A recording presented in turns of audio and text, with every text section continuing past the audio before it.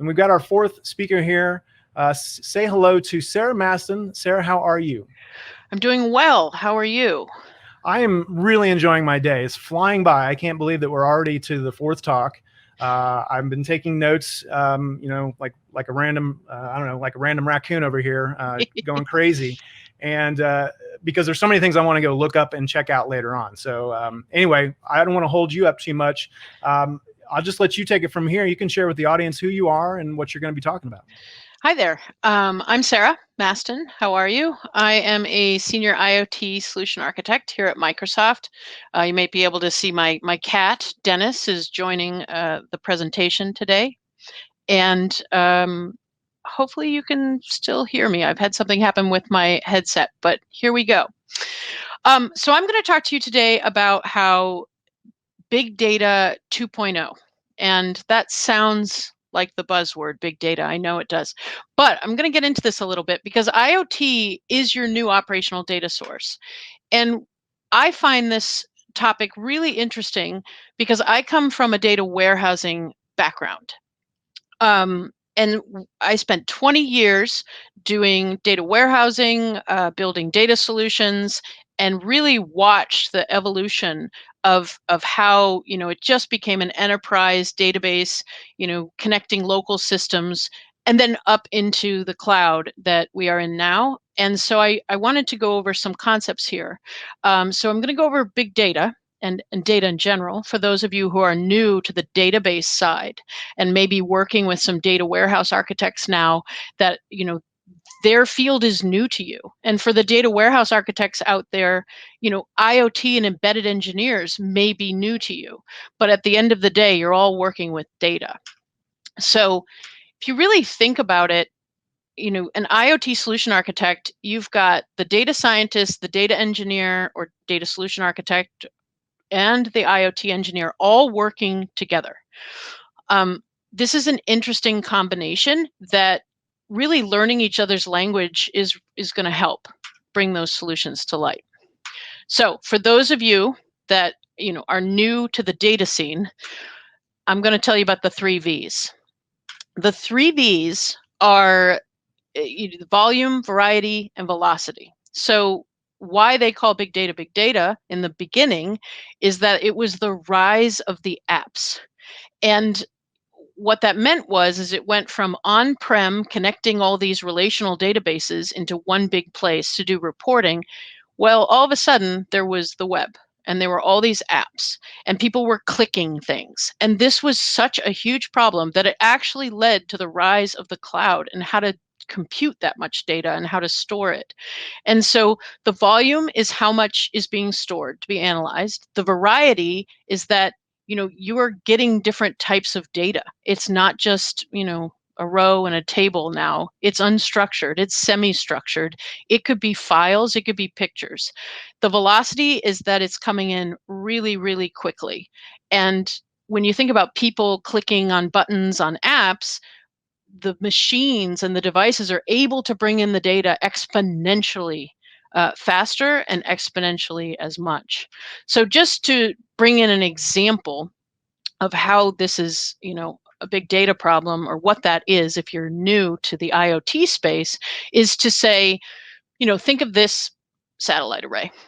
This is a radio array that's down in Australia. It is creating 50 terabytes of volume of data per day. It's then sending signal and image data. And not only signal and image data, it's bringing in data around the radio telescope itself, right? So you're getting about 600 petabytes of data per year. This is a lot. For anybody who's coming in from a data warehousing architect background, the eyebrows might have gone up at that point. But this is an example of the 3 V's. So the volume, the variety, and the velocity. So how are we going to deal with this? But first, before we start talking about what we're going to do with it, let me just go into the nature of it a little bit.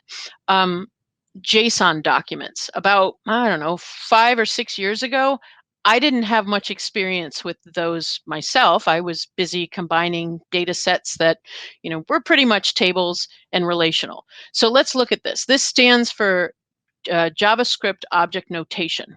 And this is really the data structure of the web.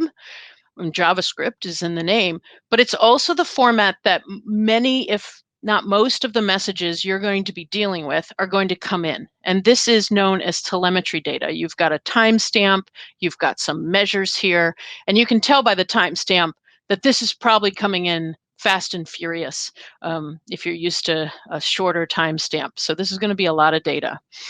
Let's look at the metadata. So not only is my device going to send me measurements that it's collecting, it's going to send me data around the device itself. Where is this device? In this example, it's sitting in a building. The building type is a school. Okay, great. Now I can add new data to it and say, what's the weather? Now we're getting into a topic that many data warehouse architects are going to be familiar with. I'm combining data. This is now getting more interesting. It also sends pictures, let's say. Now, this is interesting because, on a slide like this, you may be, I don't know, I can't really think of an example, but think of a vending machine. Your vending machine traditionally knows how much it's sold, and it knows if it's out of inventory, and it might not be able to tell you that, but somebody who fills that vending machine is going to be the one to tell you that. However, if you put sensors on this machine, now suddenly you could get very exact information about what product is out, and then you're very specific when you're restocking it. Or it could be taking temperature information of what's inside, what's the humidity. But if you add the weather data to it, what's it like outside? Could I save energy by using the fact that this vending machine is sitting in 0-degree weather? And maybe I don't have to use as much energy and waste energy keeping it cold when it's already cold today. Now, there are 4 main challenges with IoT data that people talk about all the time. And the one that we're really dealing with today is in this module right now is the combining of data with other data sources, this number 3 here. But we also need to understand that this data lacks consistency. You could have 10 different types of devices, they're all sending temperature data, they're all different types, different formats, and that's a problem to deal with. Contextualization. Where does this device sit in regards to other devices around it? Where is it sitting? That metadata is helping, and that's really a concept we've been talking about all day today around digital twins. I can map this vending machine, which is next to my gas station, etc. So this was all a bunch of me making the case to you that IoT data is a big data source. It fits this model of the 3 V's. That maybe you only thought about that when it came to other types of data, but this really is a new big data source that we're dealing with and want to use and leverage and bring into bigger stories. All right, so here we go. Are you still with me? Because I know I'm going through a lot of things. And if you talk to anybody who's been doing data warehousing, you're talking about ETL, you're talking about ELT, you're talking about what kind of data warehouse structure am I doing? There's a lot of stuff once you get into this world. If you talk to anyone in the IoT world, we're talking about connection, we're talking about all sorts of things. So where does it come from? It's coming from all those devices. And we've heard in the other sister modules to this one that I invite you to watch if you haven't yet, is that this is called Azure IoT Hub on Azure as our cloud gateway to bring in all this device data. And I've put the link here so you can go and learn about that. So out of the box, IoT Hub is going to be able to connect to a few other places within Azure. And this is really interesting because you can route the data into storage in a data lake or something called time series insights, which I'll get into in a minute if that doesn't mean anything to you yet. You can go in through an event hub or a service bus and start getting events from that data and doing something in an application. You can process it. So the term real-time analytics may mean something to you. It was a big challenge back in Big Data 1.0 and a big reason why we were trying to figure out how to use that data. But we've got it again, and now we have services that can connect to IoT Hub right out of the gate. So Stream Analytics is really fascinating because it can do some windowing type functions, right? It can aggregate, it can store it into tables, or it can sit there and watch and say, hey, that temperature got too hot or too cold. Send an alert. Let's go do something. All right, there are 4 main buckets here when you're talking about data landscapes and types of data. Since I started my career, this has doubled. So it started with 2 of these topics when I started a while back. Now, it wouldn't surprise me if next year we end up with 5 or 6, and this will grow as time goes on, I'm sure of it. So we've got our relational databases, and these are your standard rows and tables. Most people are very familiar with those these days. The data warehouse, now you're getting into conversations. Do I want a star schema? Do I want it relational? Do I want to do something that's columnar databases? There are all sorts of deep dives into all these topics. So I'm just going to brush on them. But if you're interested, there is a 45-minute version of this talk that you can double click into many of the things we're talking about today. And I'll give you links to that at the end. And data lakes. So we've got NoSQL databases. I digressed. I apologize. So when NoSQL came up, this was really an attempt to fix what was happening once the web 2.0, definitely 2.0 came up. How do you store data as quickly as possible, and how do you get it around the world? And so this is really, that is the rise of JSON, and there's all sorts of materials you can learn about how NoSQL databases came into to be. And I'm not just talking about document store, I'm talking also about graphs.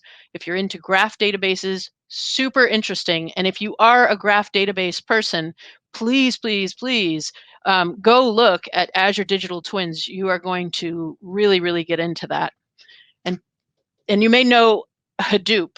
And so Hadoop is the MapReduce, the big jobs on big, big data sets that have come up. So those may be familiar. And here's a mapping of where the Azure services fall on those 4 buckets. Whew, still there? Still hanging on? I know it's a lot. This slide is here so that you can just map, where it's coming from, where it's going to, and we have added this to the materials for your reference. All right, I mentioned time series insights, and this is incredible. If you've ever tried to do a time series database, you're probably twitching. It's not easy. But here we have a service that you can just click into IoT Hub.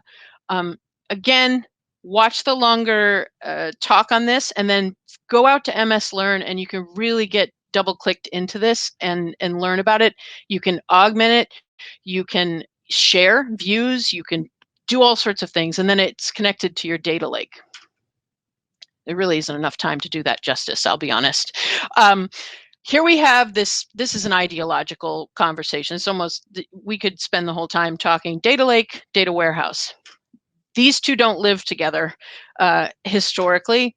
There is a new service from Azure called Azure Synapse. I'm going to show a screen print of it in a minute.